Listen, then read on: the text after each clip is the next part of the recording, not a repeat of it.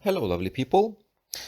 Today I'm going to make a video about REW because I realized that um, after I published like Catbug, the tuning guide, and all my other videos, I did realize from reading the comments that a lot of people don't get into tuning just because they don't know how to use REW, Romy Q Wizard. So I decided to make a tutorial for beginners into REW. So it's not going to be about tuning, it's just going to be about how to use this program in our particular for our particular purpose, which is to tune the car, because you use it in slightly different ways if you want to tune like a home theater system or like checking bookshelf speakers or something else. So it is an extremely powerful program. It has a lot of settings, a lot of everything. I'm not going to go through everything. I'm just going to touch on the only things that we need to tune a car. So let's imagine you opened REW for the first time and you see this, which is a blank screen, and you have absolutely nothing in it.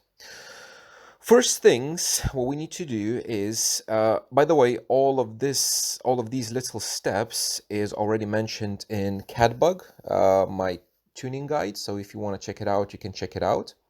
As well, I'm going to mention that I have a video about how to make your first measurement, which is like a few minute video. I'm going to link it in the description that shows you how to make your first measurement very, very fast. But here we're going to explore some more options. So first things first, we'll go to preferences, and here in the sound card tab, we need to choose what do we want to measure with.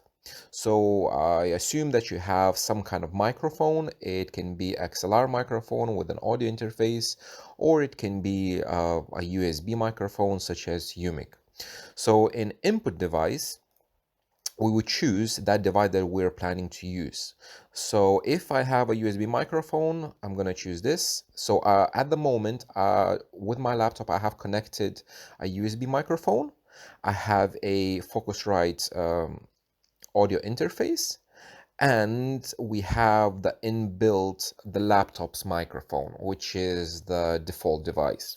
So if I choose the microphone, the USB one, and just click on it, and it's just here, input, microphone, and that's it. That's pretty much it. The only other thing that you can choose is the sample rate. So you can choose 48 kilohertz, 96. Again, I have another video about sample rates and FFT lengths and everything else that goes more in depth with everything.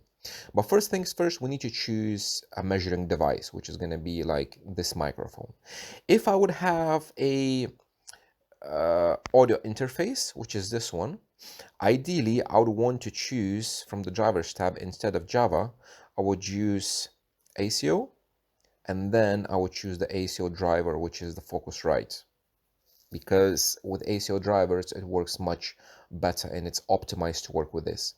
And then you have like output and input, which is corresponds to the inputs and outputs on the audio interface, and loop back as well, so you can choose depending on what you use in your device.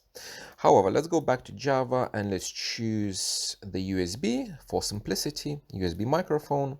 So when you choose this, you're pretty much done with the input. Then the second thing that you need to do is, if you have a calibration file for the microphone, because measuring microphones usually come with the calibration files, you go to the second tab, which is called Cal Files. And here you would find on the right side, My Calibration Files, you would find I have, because REW does a stupid thing that every time you plug in a device, it gives you a different option. So I could just delete them, but I just don't bother. So you would choose the highlighted one, which is this one, USB, and you browse and you choose the calibration file that you have downloaded from the manufacturer's website. So in my case, I have this.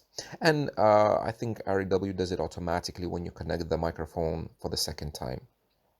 So these two things, you choose the microphone and you choose the calibration file. After that, we would want to make a measurement. So with REW, you can do measurements with like two ways, which is using the measure button here, which goes through a logarithmic sweep, or you can use RTA window.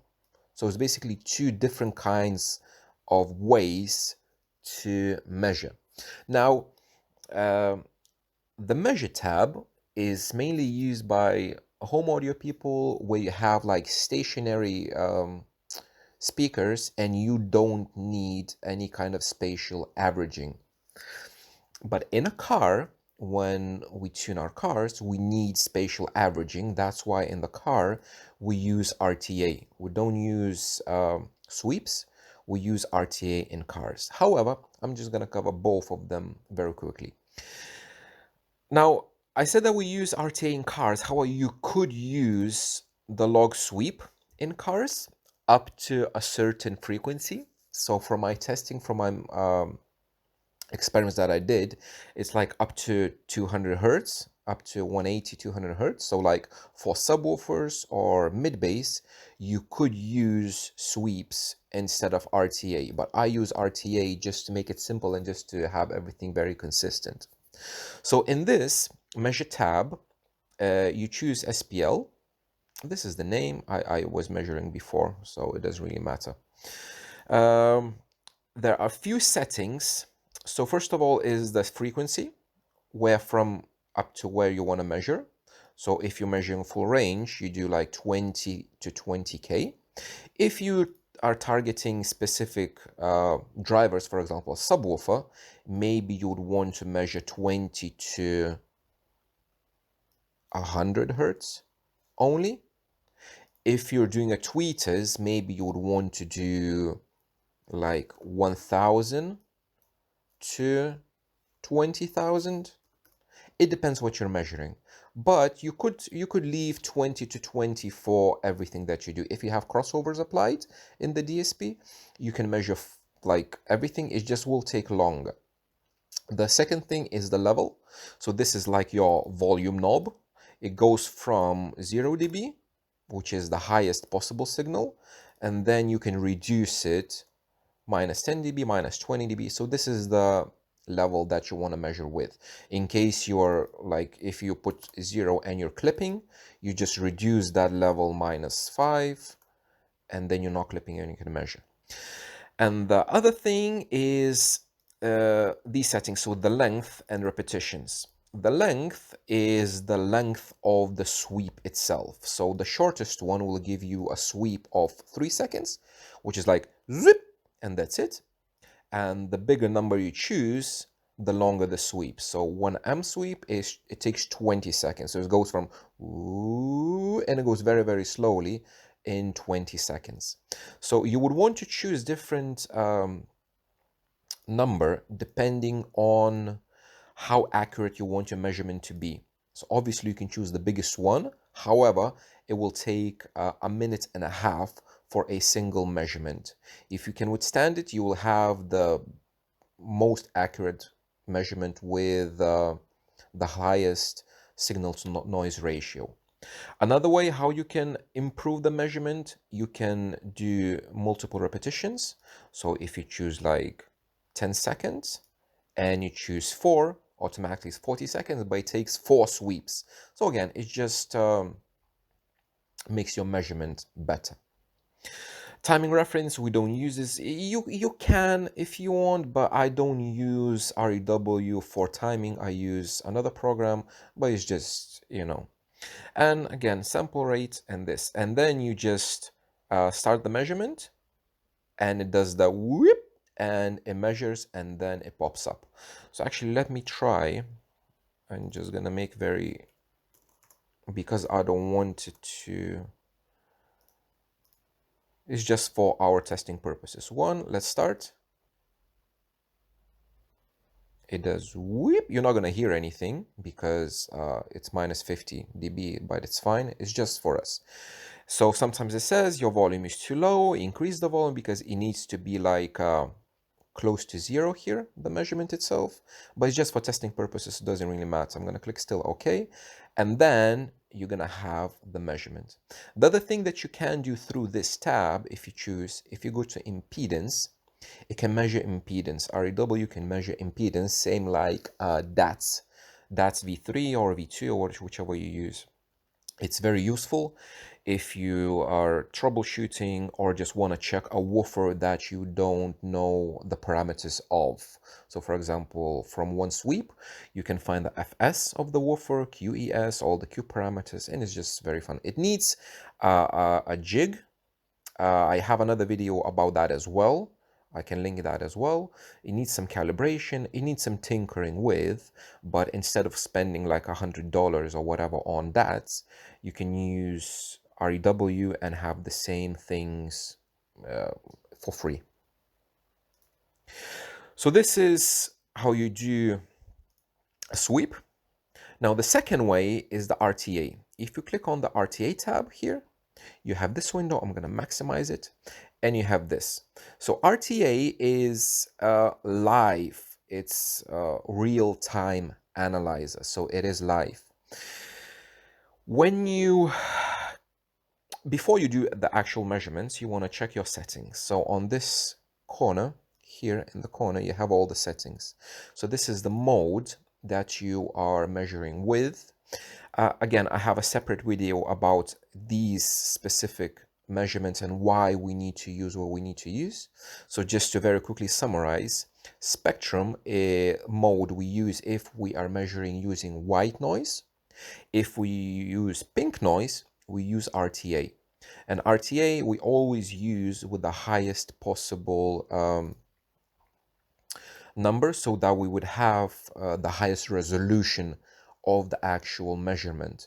If you would measure in 1/3, it's kind of a bottleneck because the measurement is going to be smooth already and you won't see the little details. So I would always advise measure in the highest possible resolution and smooth later on. So we're not going to apply any smoothing. FFT length, I have a video about pink noise as well. I leave it at 64K. It's plenty good enough. You can use 128. Averages. So with RTA, we are using averages. What we do in a car, we have our microphone and we wave it around one ear, other ear, one ear, back and forth. We're going and we're taking spatial averaging around our heads. That's why we need the averages to be forever. And we will be measuring about 100 averages for a single measurement. Window, if we use, depending on what kind of pink noise you use, if you use like a random pink noise, you would use a Han window, but I always advise to use rectangular window. Actually, let's go to the pink noise straight away. In the generator, because you need pink noise for the RTA, for the measure tab, you don't need anything. The REW generates the actual noise that you have to feed into your DSP or whatever. But with pink noise, you have to play the pink noise. So you go to generator, and here it has a lot of different options to generate whatever you want. You can use single tones. If, for example, you want to check clipping on your subwoofer amplifier. So you choose 0 dB and you choose like 50 Hertz and you can play, or you can save it to file. If you want to use like gain overlap, like 10 dB minus 10 dB gain overlap, 50 Hertz, and you play, or you save it and you play it from a head unit or whatever. But for REW, we use noise, pink, white, pink periodic. So I always advise not to use, it's not a big difference, but I will always advise to use pink periodic and full range. And then the sequence length is the same that you have in the RTA window here, sequence length. So these should match. So 64K, 64K. Then again, gain overlap, you can use 0. You can use -5. It's like the volume. So this one, it doesn't really matter. And then you can play from the laptop, or you can save it to file as a WAV file and play it from your head unit, your smartphone, or whatever. So when you have that pink noise file, it's already there. So averages forever, window, if you use periodic pink noise, you choose rectangular, and max overlap 93%. So these are the settings. Now, how you take the measurement, you play pink noise, or you don't play pink noise, you can play whatever you want. And this button starts and stops your recording. So if I click on it, now since I have the USB microphone connected, here you have the slider, which you can slide up and down to choose the correct volume. And just a little bit about the controls, because these controls on the RTA window are going to be exactly the same as you have here on the main REW window. So just very quickly, this program, it shows you your measurements, but the measurements that you're doing, you can do with a measure or with RTA. So you're making the measurements with the RTA, and then you analyze it on this main window. So I'm gonna maximize it. So here you have a slider, at the bottom as well you have a slider, and you can increase the view, you can zoom in, or you can zoom out, exactly the same with this. You can have like, this is like 2 dB increments, or you could go lower and you can have 10 dB increments. So I always advise, because see, if you have a very low resolution on the y-axis, on the extreme, everything is going to look extremely flat, even if it's not. So this is 50 dB increments. So I always advise to use 5 dB increments, which is going to be either this, either something like that. So here you can fit a bit more, or this. So this is 5 dB increments, and it's just easier to see. The range at the bottom is your frequency range. It goes from 0 to whichever. So you can zoom in, you can zoom out, you can do whatever you want. But this is, again, is only for measuring. So if you're measuring tweeters, you have some presets. If you're measuring tweeters, you're obviously going to zoom in into the area somewhere here, like between 1K and 20K. So it's going to be a bit easier for you to see the tweeter. If you're doing subwoofers, there's a preset 10 to 150. So basically covers the subwoofer range. And if you want to see all, you can see all. But this is just for measuring. You're not going to analyze anything here. So when I clicked this button, it started to measure the averages. And here you see I have already 870 averages, and it keeps going and keeps going and keeps going. If I reset the averaging, it's going to start to measure from 0 again. And you can see all of these lines. This is what the actual microphone is capturing. If I'm going to tap on the microphone, actually disconnected now for some reason. Let me just troubleshoot very quickly. So we want the measurement to be stable. In most cases, like if you measure a car, that measurement is going to be stable after around close to 100 averages. So you can see now it's kind of not moving as much. And at 100, it's kind of stable. Of course, if I'm going to make sudden noises, that measurement is going to change. But if you're measuring pink noise in a car, it's not going to change. So after 100, you click this red button again, and it stops. Now, you have your measurement in the RTA, but you don't have it in REW. So what you need to do is you need to save the current measurement. When you click on this, this measurement is being transferred to this main window. And after that, you can take another measurement. Let's take another one, a bit shorter. Okay, I'm gonna save it, 10 averages. I'm gonna, again, current save, and here you have those measurements. In here, there's not much stuff, anything other to do.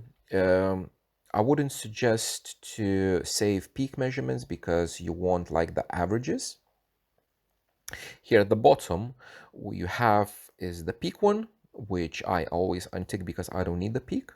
And here you have one previous measurement that you did before. it should show up. But it's since only one measurement, is gonna show only this one. And after you did the measurement, you can minimize this window because you probably are gonna take more measurements, or you can close it because you can access it anytime through this button. You can close it or you can here. Now, when you have a few measurements, all the measurements that you made is going to be on the left side here. It's going to have a name, which you can change to whatever you want. So we can do test 1, and this is random.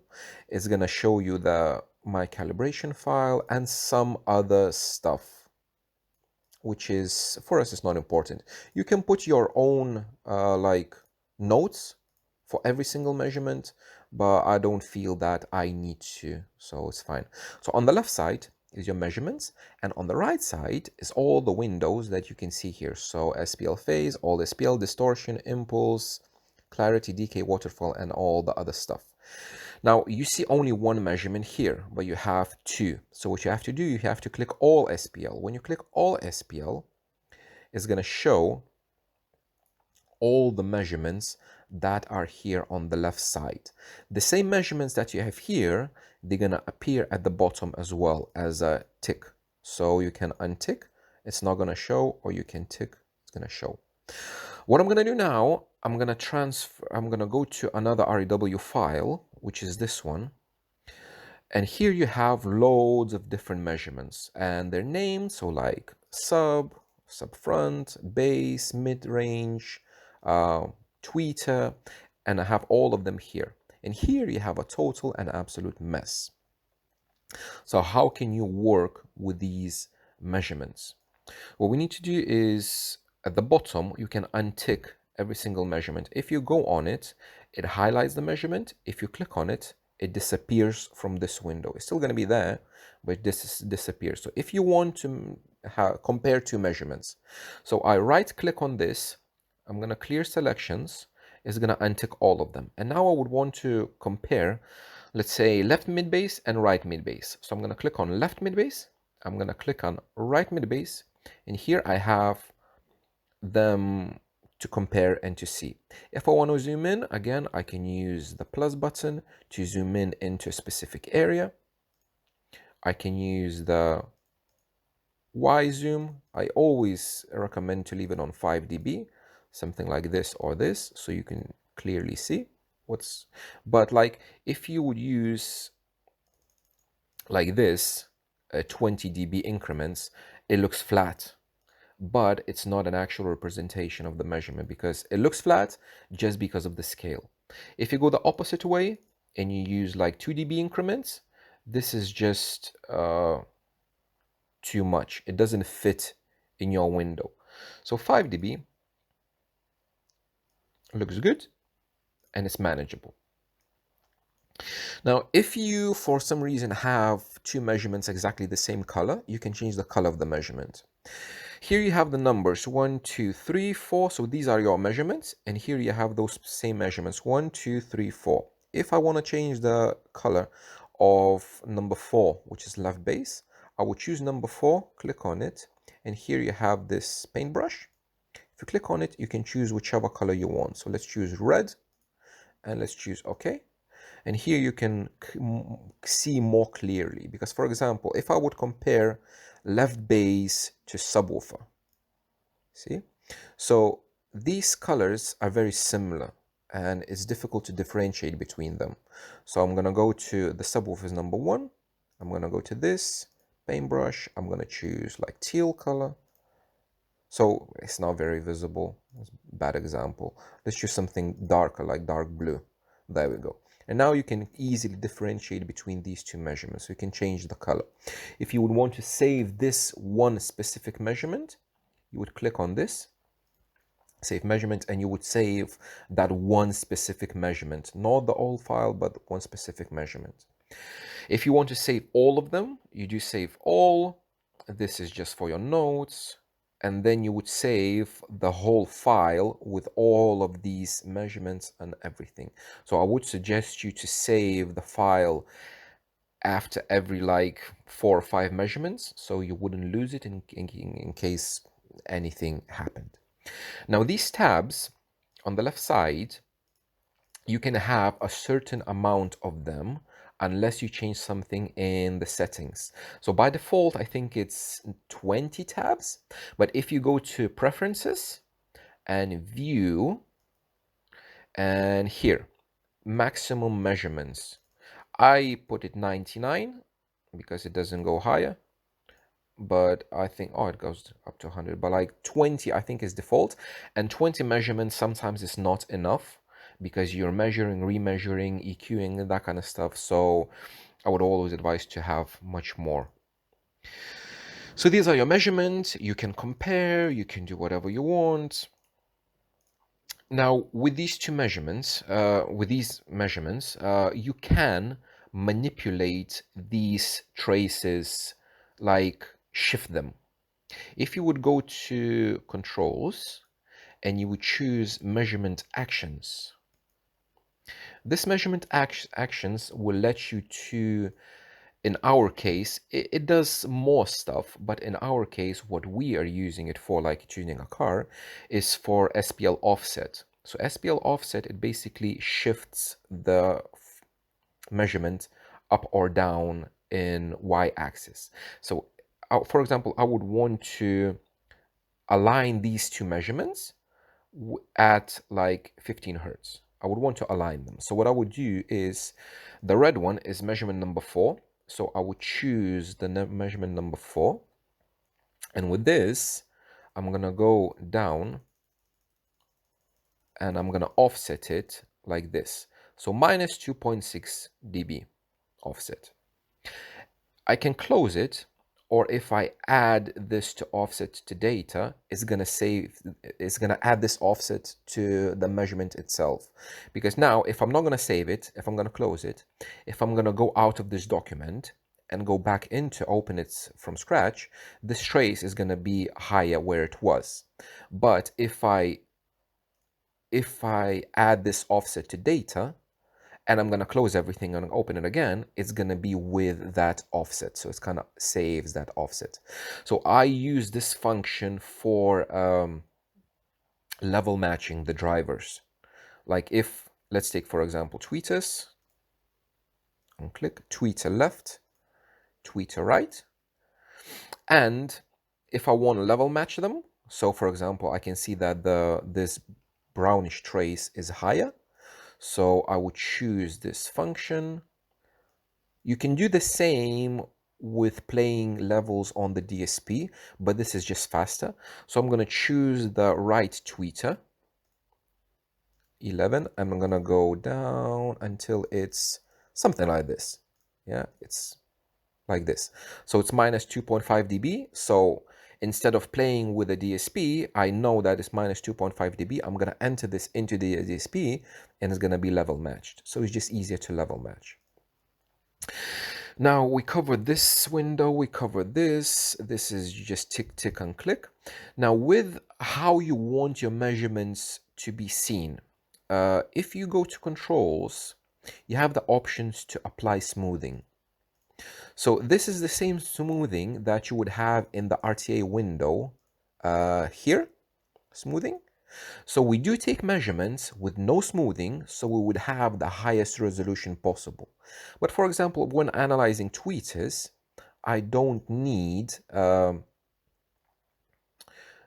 of that resolution. I need to be a bit smoother. So I can choose the smoothing like 1/3, and I apply the smoothing, and it's applied to the measurements. Now bear in mind, this smoothing that you apply is only for those measurements that you have ticked. The measurements that are not ticked, they don't have that smoothing. So if you want to apply for this one as well, then you have to tick it, you have to apply, and then it's going to be applied. But for anything other, it's not going to be applied. So all the other ones will be without any smoothing. If you want to apply smoothing to all the measurements, you can right click, select all, and then you choose the smoothing and you apply the smoothing. And then it's going to be applied to all the measurements at the same time. Okay, tweeter, left, right, smoothing, applied. Okay, if you want to remove the smoothing, again, you click on this, you go to no smoothing, and you apply no smoothing, and you have all the measurements with no smoothing. The smoothing, again, you can use different values. You can check CADbug, what I recommend for what cases. I'm not gonna go into too deep with this. And again, we have a lot of different uh, stuff that you can do, but with the tuning the car, I don't really use it. The only other things that I use is trace arithmetic. So this function I use for calculating the transfer function of the car, of the specific location in the car. And I have a separate video about how to use this. I'm not going to cover this here. What else? All of these other stuff like distortion, impulse, and everything. Um, Actually, I can. So when you're measuring with RTA, the only thing that you have is the frequency response and nothing else. In order to have all the data for all the other these tabs, you need to measure with a loop back, and you need to go through the measuring tab. You need to do the sweep. Without the sweep, you're not gonna have any of the other data. Let me actually find, can I open? Okay, so I had to find a different file because for some reason the other one didn't have the data. So it's same stuff, measurements on the left side, SPL, all SPL measured between like few, whatever. And here you have all the other tabs. So if we go to distortion, it shows me, I just have to zoom out. It shows me the distortion of this specific measurement. So these tabs, all of them, are going to be a single measurement tab. You're not going to be able to overlay them one on top of each other. You choose the other measurement and you have the other stuff. So this is the distortion measurement, for example, and shows you all the distortions. So like second harmonic, third harmonic, fundamental, the total THD, noise floor. You have your impulse response, which you can change the gating. Again, I'm not going to go into details because I don't really use this while tuning the car. You have other functions like decay, clarity, like a waterfall graph you can generate from a measurement, spectrogram, and that kind of stuff. But again, these are measurements are more for, I want to say, like when you're making towers or bookshelf speakers, when you want to check how stuff performs. Because in a car, we don't really use that. Okay, so where was I? On this one. So on RTA, when you take measurements with RTA, as you can see, you have nothing. Because you need a sweep, a logarithmic sweep, to have these other data. Here you have only the frequency response with the SPL. Okay, so we covered the basics. Now I'm going to cover the only thing is the EQ window that I use. So RTA, again, you measure, save, and close it, and you have all the measurements here. The other window that I use is the EQ window that I extensively use while tuning, because what it does, it can EQ this response automatically for you, so you wouldn't have to do it manually. If you open the EQ window, you have window like this. So this bottom part, again, it's for sweeps. So for RTA, you won't be able to see anything. So you just minimize it with this button and you have the whole window for EQ.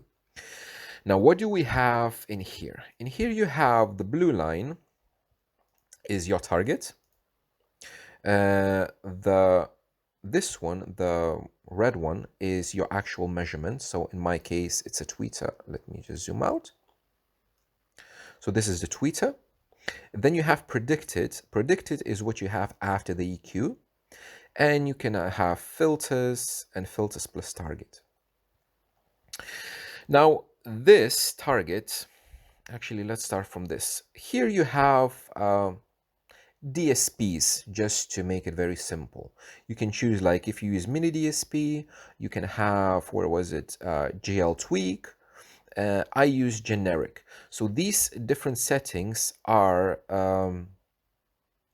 because some DSPs have different settings in them. So it has like some limited EQ bands. Maybe it has 10 bands. Maybe this one has 15 bands. Maybe this can boost only 3 dB. Maybe this one can boost like 10 dB. So it's different settings for different DSPs. I use Helix DSP, so I use generic. That's the only thing. And then with targets, so the targets, you can use built-in targets from REW. So I'm gonna very quickly clear, I'm gonna show you clear curve. There we go.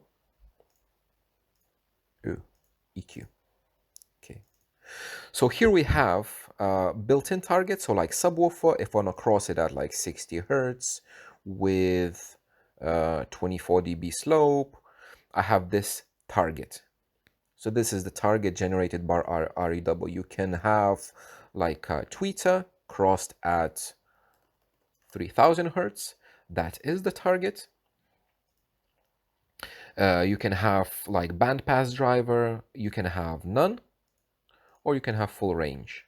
Now I use custom targets for whatever I need to do. And I do that by going to preferences. And you remember sound card, calibration files, house curves. In house curves here, under this, you can browse and put your house curve, a specific house curve that you need to EQ to. I'm not going to go into specifics how I make them or what to use, but it's just for you to show that you can choose, for example, where is it? Tweeter. Let's find a tweeter. This one, tweeter house curve. I'm going to open it and it's going to be there. And when I'm going to go to the EQ window, under the full range or under none on both of these is going to be my house curve that I entered, that I chose, like 3K house curve.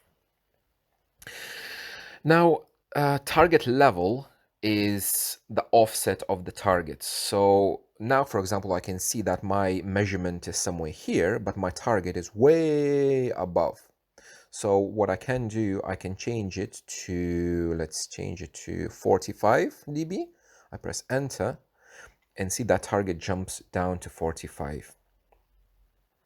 So this is how you choose the target level with this. You manipulate this and you choose the target level that is appropriate for your purposes, for whatever you want to do. That's the target level. Now then we go to filter tasks. So here you define, this is going to be like mini auto EQ tutorial, but this is what I use while tuning. Here you define which range you want to EQ. So for example, which range would you want to match to the target curve? I would want to match it between 1K and 20,000 Hertz. Because like here is floor noise, so it doesn't matter, but I want to match it like from 1K. So I would choose from 1000 Hertz up to 20,000 Hertz. Then you define max individual boost. So this depends on your DSP, because like some DSPs maybe can boost 10 dB, some DSPs can boost only 3 dB. So individually, how much you want to boost. Max overall boost, so how much you would want to boost like overall, like the whole measurement. And flatness is how close to the target you want REW to try to EQ. If you would have like, let's say plus 5 dB, and it's gonna EQ like plus minus 5 dB. So it's gonna be a big variance, plus minus 5 dB. But if you choose like 1 dB, is the closest that it can get, it's gonna try to match your frequency response to the target within 1 dB So very, very, very close. So again, it depends what you want. And then you choose match response to target. So you tell REW, I want to match from 1000 hertz to 20,000 hertz with these parameters and do this work for me. It says like level is more than 10 dB, but I still click OK, and it's gonna match it. So here you have, again, a bit of a mess. Let's see what you have. Again, this is your initial measurement. You see the red one? So that's your initial measurements. This is the predicted. So this is the measurement that with all the EQ filters applied that it did automatically, you will have, it predicts that you're going to have this response, the predicted response. This is your target, and these are the filters. So these are the EQ filters that REW applied here. So there's one filter, two filters, there's a third filter, fourth filter, and fifth filter. So it used 5 EQ bands, and here it shows you. And this is just EQ with filters. So what I do, I don't need this. I don't need the filters. And I really don't need the initial measurement. What I need is I need to see the predicted response and the target. That's the only thing that I will need to see. If you want to see the specific EQ bands, you go to here, EQ filters, and it's going to show you the specific EQ bands that it applied, like this 1, 2, 3, 4, 5. So this is 1, 2, 3, 4, 5. If you want to check what it did, like let's say this one, band number 4, which is this one, what did it do? If I untick it, you can see the measurement change, the predicted. So with band number 4, it just removed this tiny peak. Band number 1, let's say, it removed everything. Now, this is an example. I wouldn't EQ like this. This is just an example because you would choose a different crossover point. But this is just an example for you to show what it does. So see, if you're not happy with something, for example, if you want to boost this part, you can do it manually as well, because sometimes REW, it's an automatic program, so it doesn't do everything perfectly. Sometimes you would want to do something manually, so you can add an EQ band manually. You do this by going like choosing an empty filter, which is number 6. You choose PK, and you choose the frequency, which is like 845, so 8450. Gain, I want to boost it by like 5 dB. I want to boost it by +5, enter. And with a Q a bit smaller, 7, something like this, maybe a bit more, 6. Again, with this, about the specifics of EQ, I have again a separate video, which is called How I EQ My System, which is one of the first videos that I made. And here you can see the difference between this and this. So you can do it manually. If you're not happy with any of these bands, you can change them. Like you can, instead of -10.4, you can put 12. Minus 12, sorry. -12. If you're not happy with anything, you can change it. But these are the EQ. Then what you do, you go to save filter coefficients to file, export filters as text. So what it does, all those filters that you have there, these 6 filters, it's gonna, REW is gonna export it as a text file. So I have quite a few already done, and it's just for import into Helix. But if you cannot import, what you have to do, you open this window and you manually enter these values into your DSP, and then you would have, like, instead of importing, you have to do everything manually. Okay, so what else? Here we don't really do anything. The other thing that I sometimes do is, if I want to play with this like theoretical measurements, I can save this predicted measurement. So generate measurement from predicted. I click on this, and what it does, it gives me a new measurement here at the bottom. EQ right tweeter. So it this is a theoretical measurement that is not measured, but is just in theory after the EQ work, what you should have got. So what you can do, you can save this measurement and then enter all of these EQ values, whichever was that, right tweeter. You can enter all of these EQ values into your DSP, make a measurement, and then you can compare these two. And then you will know what's the difference is. Because sometimes the EQ doesn't work 100%. Sometimes it acts a bit differently that you expect. Yeah, and this is auto EQ. You can, again, if you want to use some smoothing with this, you have to apply the smoothing in this measurement here. So right tweeter, I'm gonna untick this. If I'm gonna apply smoothing, let's say 1/6, and then I'm gonna go to EQ window, this measurement is gonna be with the smoothing. You cannot apply smoothing here in the EQ window. You have to apply the smoothing in here. And when you choose the EQ, it's going to show the measurement that you chose one by one. So if I want to choose a different like subwoofer, this one, I choose the subwoofer and then I go into the EQ window. I choose the mid bass and then I go into the EQ window. You have to choose first and then go to the EQ window and then you can EQ. And I think that's pretty much it. Yeah.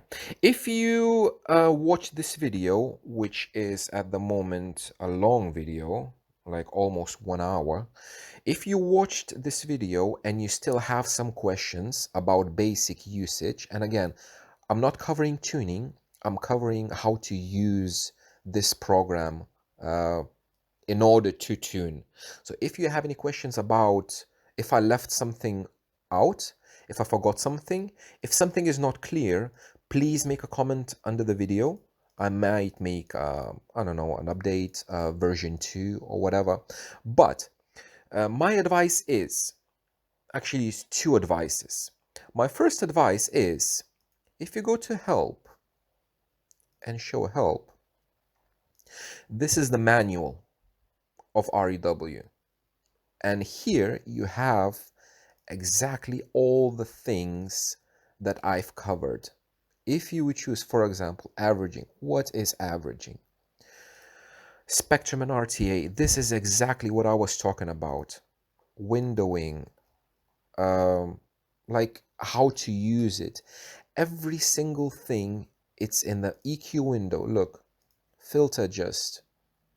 It's exactly the same as I talk to you, as I explain in this video. Everything is in the manual. The problem is that a lot of people don't like to read. And if like video content is easier for you to digest, so I hope this video helped you. If not, please read the manual, because I read the manual like 3 times already, because some things needed to go through a few times to understand it properly. But everything is in the manual. Yeah, and you go to help, show help, and everything is there. You can use a search function and you can find anything you want. So use the manual. And so that's tip number 1. Tip number 2 is play with it. Even if you don't know anything about tuning, but you want to learn, play with it. Open REW. Take random measurements, RTA, with no microphone connected, with nothing. Take just anything, random. So now it's not gonna do anything, but like, take some sweeps, do some sweeps. Just try how it works. Press some buttons. Do some, I don't know, like literally anything. Play with it. The more you play with it, the easier it gets. The more easier it is to understand, and the more fluent in REW you will be. Yeah. So play with it, read the manual, and tune your car.